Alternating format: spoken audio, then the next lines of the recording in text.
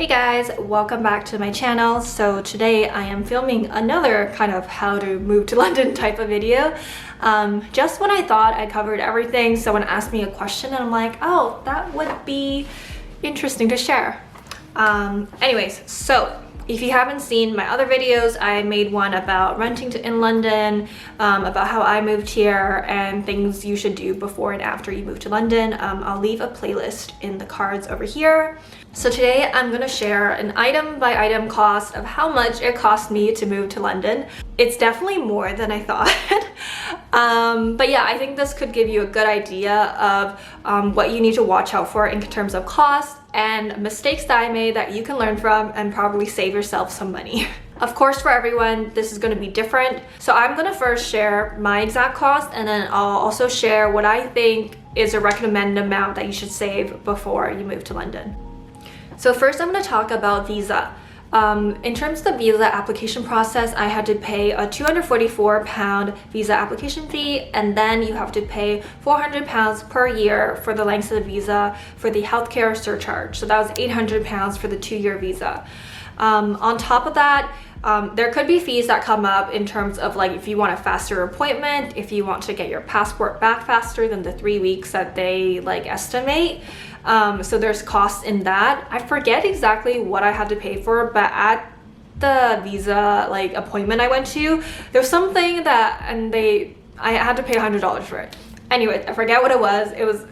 But anyways, I just ended up paying that. So watch out for those hidden costs. And also I think if you don't photograph like some documents or something like that, then you also have to pay for that. So watch out for those visa center fees. So in total, the visa application process cost me about £1,102. So next on the list was my airplane costs. So my plane ticket costs $274. I also paid another $100 to add a checked bag, and my baggage was both overweight, so I had to pay $100 each for the overweight baggage, which I feel like is worth it because for me to repurchase stuff here would have cost me more than $100, so I felt like it was worth paying the $200 fee. So in total Canadian, my airfare cost was around $574, and that is about 335 pounds. So next I'm going to talk about renting, and this is where a huge chunk of money went. So when you apply to rent a place and they like accept your offer, you had to pay a 1-week holding deposit. And this is basically for the agent to take it off the market and perform like the referencing checks. So that for me was around £288.46. At this point, you can just pay that by Visa or a credit card. Maybe that's not the case with everything, but for me, I could pay that by Visa at that point. And then after, if your application is accepted, you had to pay down a deposit, which is 5 weeks rent. So the 1 week that you already paid will go towards the 5 weeks. So I had to pay another 4 weeks on top of that. But I did not pass the referencing check. So because of my situation at the time, I wasn't 100% approved yet to move to London, but I was already putting in the application for this place. So the referencing agency couldn't verify my employment basically. So anyways, I was talking to the agent. Because it's such a large agency, they don't really have a room to negotiate this kind of thing. So the only other option that he presented me was that if I pay 6 months upfront, kind of like a student. So what happens is that you pay 6 months upfront, and then at the 4-month mark, you either pay another 6 months, or you can redo the referencing. I'm not sure if all agents will offer you that option, but he offered that to me, and I was like, okay, sure. You know what? I'll just get the place now, pay 6 months upfront because I had the savings, and then at the 4-month mark, I'll redo the referencing when my work situation is like done. Anyway, so on top of the deposit, I had to pay £7,500 upfront. So that's 6 months of rent plus the deposit. And in total for my rental costs, that was around £8,942.31. So yes, big chunk of where all my money went. But yeah, I would say this is a pretty abnormal situation. I'll talk about after what I would consider a more normal amount to save up. And I definitely didn't have other options, right? I didn't have to get this place if I didn't have the savings to pay for that deposit up front or the 6-month upfront.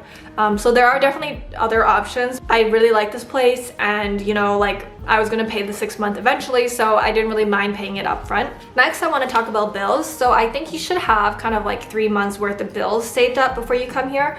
So for me, bills every month is 92 pounds on the council tax. Electricity varies, but it's usually between 10 to 15 pounds.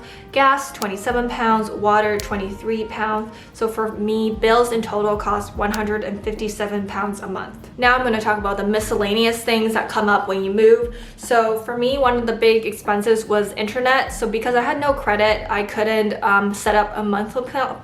I couldn't set up a monthly plan with the internet provider, so I had to pay the whole year up front, and that was 198 pounds. Which isn't bad for internet actually. That's actually cheap compared to Canada internet prices. But yeah, I had to pay that up front. And then to set up a cell phone, I got my SIM card at the airport for 50 pounds. So I definitely wouldn't suggest doing that. You can get it for 10 to 15 pounds for the same amount of data. But I was just desperate since I was starting work right away and my internet wasn't set up. But like I talked about in the things you need to do before you move to London video, you can order a SIM card to your house and then you can set up a plan that's cheaper and can start when you land. And in terms of furniture and essentials for my place, my place was furnished, so I didn't buy anything right off the bat. I would say I only spent like 100, 200 on furniture for this place. And then in terms of essentials, I would budget like 100 pounds for that. In terms of like random stuff like toilet paper, paper towel, cleaning products, things like that. Actually 100 pounds might be a lot, but let's just say 100, I spent 100 pounds for now. And then groceries for the first month. So I think, so every week I spend around 25 pounds on groceries. I find it really affordable here, food products. And then, yeah, so I would say like maybe 120 pounds a month on groceries. So my total cost, for moving to London was, oh God, okay. It went up since the last time I calculated it. Okay, so my total cost for moving to London was 11,204 pounds and 31 cents. Yeah. So that is definitely a big chunk of money, and remember, majority of that was 6 months of my rent payment up front, which is like a 7,500 pounds. Yeah, so after I calculated that number, I was like a little hesitant on sharing it because I know people can feel personally offended when people spend a lot of money on things that wouldn't be considered necessary.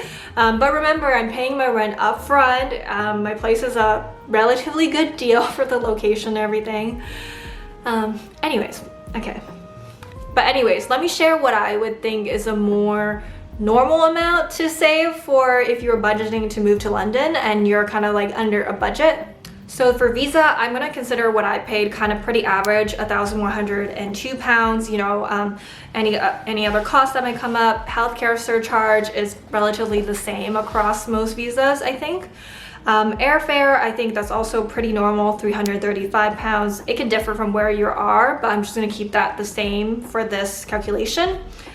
So rental, I think a more reasonable amount to save up would be around 4,000 pounds, I think.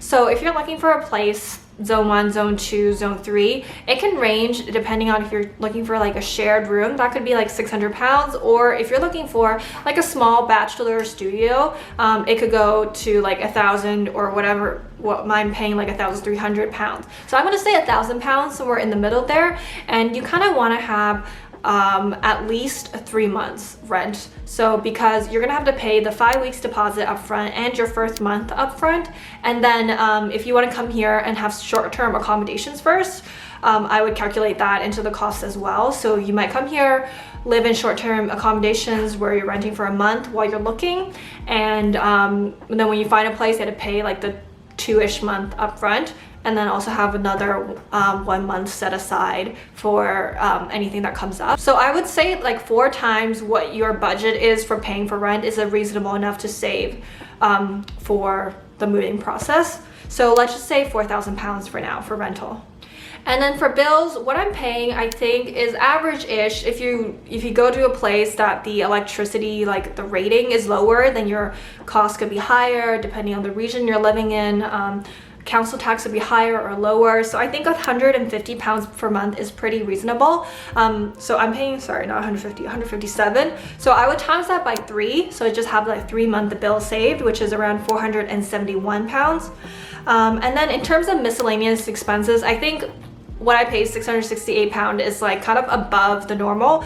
But like the only cost might be the internet and the cell phone costs that you could lower, but let's just say £600 for miscellaneous expenses.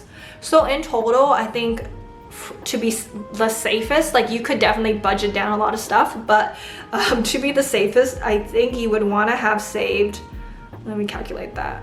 So the total I would suggest you save is around £6,508. And actually Wizz, depending on the visa you're getting, there is usually a savings requirement. For the T5 is around £2,500. But yeah, so they do kind of consider that you need this much money to get started. So around £6,500 is what I would suggest that you save. Anyways, I hope this video was helpful. Please like and subscribe, and let me know if you have any other questions. Yeah, I'll see you guys in the next video. Bye. Skylines paint the night, spinning our favorite songs, holding you tight, you tight.